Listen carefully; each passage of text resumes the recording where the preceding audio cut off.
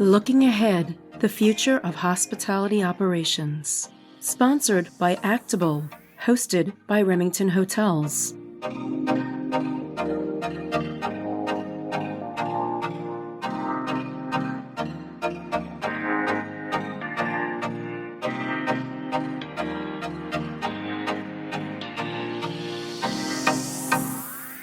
What are some of the next major milestones that will impact hotel operations and profits, short and long term? I think some of the next milestones that are really going to impact hotel profitability are the changes in consumer demand and how guests utilize hotels. So we've seen this new world of this hybrid group and leisure business, events coming back and people tacking on a day or two for leisure. What does the future of regular business travel look like? And as more team members work at remote companies and they're visiting other team members in other markets, that is a different kind of business travel than we're used to seeing, say, pre-pandemic. So the future of kind of hotel operations is recognizing these changing guest types that are staying at hotels, and then I think really understanding the services that those kinds of guests need when they're in hotels. So as we think about things like stayover cleans and getting every room clean for every guest every night, how is that going to rise from where it is today and get closer to what it was during the pandemic, before the pandemic hit? As we think about F&B services and the kinds of meetings and event support small groups are going to need, what will that look like? And I think the opportunity for hotel operators as we get into the next year or get into 2023 is specifically looking at how do you optimize the labor you have available, make sure that everybody's being as productive as possible, doing the work that you need based on who the target guest is and the guests that are buying services in your hotels. I think the other thing that is going to be really interesting as we move into next year is figuring out how do you increase retention of team members. The fact that we're going to be over the labor shortage and the economy is shakier than it has been means maybe it will not be as hard to recruit, but there's a huge cost when we think about taking a team member we have and replacing them. And so what's the strategy going to be to engage team members in a way that we haven't before, particularly younger team members that can communicate in different ways than older team members are used to? That's something that I think a lot of hoteliers have to get in their heads and get roadmaps in place for as they think about the tools, the platforms, and especially the team member engagement platforms to keep turnover down and increase retention. I think one of the biggest headwinds we're going to run into is the availability of debt. We've got a lot of FF&E requirements, past due renovations that are coming up for hotels. And listen, owners have experienced a time of significant drought. So with the lack of availability in the debt markets, it's going to be very difficult for us to renovate, keep hotels in the shape they need to be as we come out of this and head into a time of plenty. So I think that's going to be a challenge, balancing those two things. Major milestones next year, I think, are going to be heavily impacted by how we create a balance in the industry. We are dealing with some things that we've never had to deal with before still. We haven't still yet overcome the effects of what we've been dealing with the pandemic. And I feel like there's going to need to be a balance. Brands are going to need to be brands.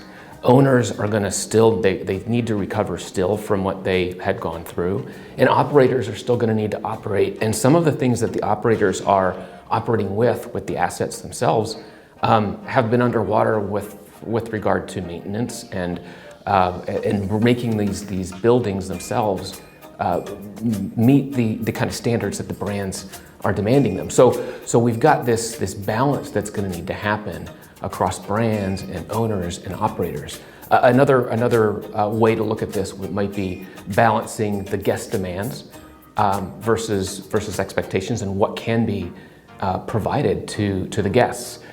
Guests are paying a high rate, and they're going to continue to pay a high rate. We're rolling into the holidays with huge momentum that's going to continue going into next year. And so rates are going to stay high, guest demands are going to stay high, and we've got to find a way to meet those guest demands. Probably need to get creative. So there needs to be a balancing act. And I think that we're going to, as we go into next year, we're going to need to find ways that we can balance the needs and the demands going forward with what the industry is asking us to do. And that's not going to be easy, and it's something that's a little bit different than what we've had to deal with before. So like going back to owners, for example, owners are going to probably need to put money back into the assets to meet the brand expectations, but yet the owners don't have FF&E, and it's going to be harder for them to get more debt to be able to put that back into the properties. So where's the balance? And I think next year, as we go through next year, we're going to see different ways that we need to balance out how to manage the properties and the assets themselves, and how to work together to make things better. I think some of the major milestones that we're going to see in the new year is unemployment's going to continue to go up. We're seeing tech companies and other major companies laying off at 10 to 20% workforce. But beyond that, because of the recession, we're seeing 401k accounts really decimated, 30-40% losses, where that's fixed income for a lot of people. So I see that workforce actually re-entering the workforce, and I think it's going to actually create some good competition for hoteliers. It's a more mature workforce. It's individuals that can really deal with pressure and stress and have dealt with life experiences. So I think that's going to be very helpful to us. I think one of the major milestones in 2023 is also going to be rates. Rates have to hold, because we've got to pay for the new fixed labor costs that we're seeing with hotels. Wages are not going backward. Once people take a bite out of that apple, they're simply not going to go backward in their wages. So we've got to hold the line on average rates. So we've seen about a 30% uptick in rates from 2019, at least in our portfolio. And I see that as a new normal. And I also see the monetization of parking spaces, where we're going to probably be charging more for parking, or charging for parking, potentially destination and resort fees. We've got to get out of the variable rate business and more into the fixed income business for hotels. The next season and the next phase we're going into is likely some type of recession. And so what we're going to see is guest willingness to spend on many goods, including travel and hospitality, is going to go down relative to the season we're in now. And in addition to that, with rising interest rates, we're also going to see ownership and spending with owners in terms of CapEx or remodels, renovations, all of that to become more costly as interest rates rise. And so the criticality of both of those pieces is going to be around, well, how can we retain guests, and how can we operate our hotels as efficiently as possible?